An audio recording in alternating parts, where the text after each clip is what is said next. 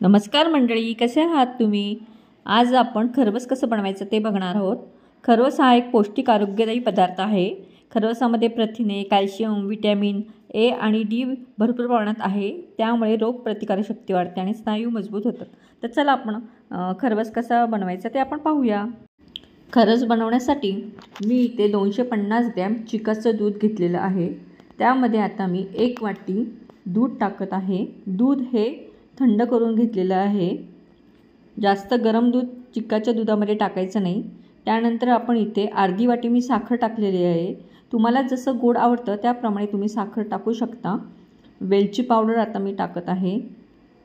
जायफळसुद्धा तुम्ही टाकू शकता, चालते. जायफळ आणि वेलची पावडर टाकलं ती खूपच छान आणि मस्त टेस्ट लागते आपल्या खरवसाची. त्यानंतर व्यवस्थित सर्व मिक्स करून घेऊया. साखर वितळली की त्यानंतर आपण कुकरला 3 शिट्ट्या करायच्या आहेत. 3 शिट्ट्या झाल्यानंतर कुकर गार होऊन द्यायचा आणि त्यानंतर आपण आपला इथे खरवस आता तयार झालेला आहे. तुम्ही पाहू शकता की आपल्या इथे खरवस किती छान तयार झालेला आहे. खाण्यासाठी तर खूपच छान आणि सुंदर झालेला.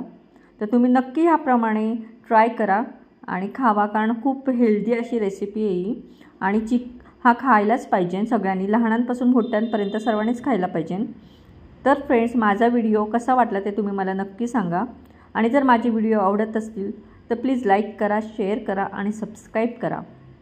पुन्हा भेटूया अशाच एका नवीन व्हिडिओसोबत. तोपर्यंत मस्त खा आणि स्वस्त राहा. Bye bye, take care.